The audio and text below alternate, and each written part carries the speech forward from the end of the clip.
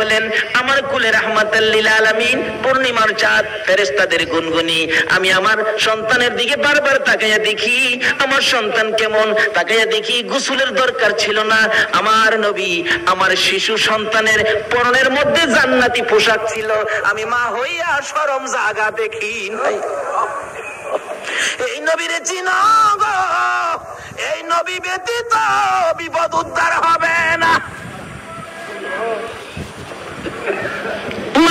বলেন কোলের মধ্যে নিয়ে বসে থাকি, আমার প্রাণ ঠান্ডা হয়ে যায়। মক্কা নগর আনন্দের ঢেউ খেলতেছে, খানে কাবা পর্যন্ত খুশিতে নাচতেছে নবীরে পাইয়া। এখন আপনারা নবীরে পাইয়া খুশি না বেজার? আমরা নবীরে ভালোবাসি, বলুন কার নির্দেশে? এই নবী যদি না হইতো আমরা জগতে আসতে পারতাম? কিছুই হতো না। আল্লাহ পাক আমাদেরকে বুঝাইতে চাই, আসুন নবীজি দুনিয়াতে আইসা গেছে রাহমাতাল লিল আলামিন নবী, একের পর এক বয়স হতে চলছে। বাবা দুনিয়া থেকে বিদায়, দেখেই নাই নবী। মা দুনিয়া থেকে বিদায়, এখন নবী অসহায় দাদার কাছে, দাদাও দুনিয়া থেকে বিদায়। কি যে অবস্থা হয়ে গেল। নবীজি রাস্তায় এতিম চুপ করে দাঁড়াইয়া দাঁড়াইয়া কান্দে। আল্লাহ কই বন্ধু গো, আমি তোমাকে এতিম হতে দেই নাই, যদিও তুমি এতিম, কিন্তু এতিমের অবস্থাটা ভোগ করতে তোমাকে দেই নাই।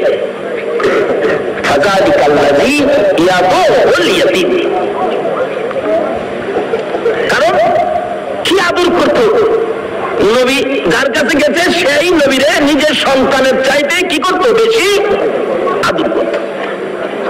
যেদিন আব্দুল মুত্তালিব দুনিয়া থেকে বিদায় হবে, সকল ছেলেদেরকে ডাকতেছে, তোরা আমার নাতিরে কে নিবি? আইসে আবুল আহাব, আব্বা আপনার নাতি মানাই বাবা নাই, কি করবেন? আমারে দেন। নবীজির দাদা কয়, আবুল আহাব রে, তোরে দিতাম না, আমার এই নাতির কত তুই বুঝতে না। তাহলে বোঝা গেল আগেও একটা বাঘ আছে। নবীরে ছিলেন না মানুষ, কেনা আগে থেকেই বাঘ হয়েছে। আবুল আহাব, তুই আমার নাতির ইজ্জত বুঝতে না। আমি হামজা, ও না তুমিও না।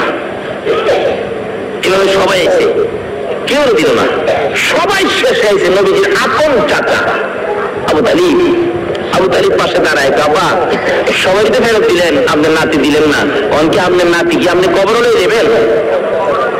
নাইলে আমার দেন, আমি লালন পালন করবো। একটা চিৎকার মারছে আব্দুল মুত্তালিব, চোখের পানিগুলি জর্জর করে ছেড়ে গেছে। অপেক্ষায় ছিলাম রে, কোন সময় তুই হাত বাড়াবি। আমি জানি আমার তিন নাতির পদ তুই ছাড়া কেউ বুঝবে না। চট্টগ্রামের ভাইয়েরা, আমার আল্লাহ জানে গো, তোমরাই আমার নবীর কদর জানো। আজকে নবীর মহব্বতে মাহফিলে বসে আছো, আমার নবী তোমাদের জন্য বলসিরাতের গানে বসে থাকবো। আসলে জমিন যেদিন কায়েম হবে, আমার আল্লাহ বিচারে নিয়ে বসবেন, ডাকবেন ফেরেশতারা রে, আমার বন্ধু কইরে, বন্ধু সারা বিচার হবে না। দেখ আমার বন্ধু ফেরেশতারা করতে থাকবে, কোথাও নবীজিকে পাওয়া যাবে না। হযরত জিবরাইল যাইয়া দেখবে বলসিরাতের কিনারে আমার নবী কান্দে রে। বারবার পিছন দিক থেকে ডাকতে থাকবেন, ইয়া রাসূলুল্লাহ চলুন, বিচারের কোর্ট বসে গেছে, বিচার শুরু হবে, চলুন চলুন। আমার নবী জবাব দিবেন না, দুইবার ডাক দিবেন, জবাব দিবেন না, তিনবারের মাথায় নবীজি মুখটা ফিরাইলে জিবরাইল দেখতে নবীর চোখের পানিতে দুইটা চোখের সাদ কালো হইয়া গেছে। এইভাবে কেন কাঁদতেছেন? চলুন না, বিচার কাজ শুরু হবে। আমার নবী বলবেন, জিবরাইল রে, না জানি আমার গুনাহগার উম্মতেরা রে বলসিরাতের ফুলের নিচে বইরা এটা ছায়া দি কাঁদছি, এই দুঃখে আমি কাঁদছি। চলুন বিচারের কাজ শুরু হবে। আমার নবী আল্লাহর আরশের সিজদায় নিচে যায়, সিজদায় পড়ে যাবে। আমার আল্লাহ ডাকবে, বন্ধু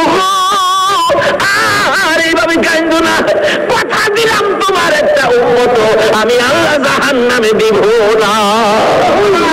আরে তাকবীর, আরে সারা, আরে দৌসিয়া, তাকবীর ঈদ মিলাদুন নবী জিন্দাবাদ, হায়াতুন নবী জিন্দাবাদ, জিন্দা নবী জিন্দাবাদ। মাশাআল্লাহ, বলতেছিলাম আমার নবী আরশের নিচে সিজদায় পড়ে গেলে আমার আল্লাহ আল্লাহ কথা দিবেন বন্ধু গো, তোমার কান্না আর সহ্য হয় না, কথা দিলাম তোমার উম্মত আমি জাহান্নামে দেব না। আমার নবী মাথা উঠাইয়া চোখের পানি গুলো ঝরতে থাকবে, দুইটা হাত এইভাবে বাড়াবে, আমার উম্মত যদি জাহান্নামে না দাও, আমার উম্মতের গুনার খাতাগুলো আমি নবীর হাতে দিয়া দাও। আমার আল্লাহ বলবেন বন্ধু গুনার খাতা তোমার কাছে দিব কেন?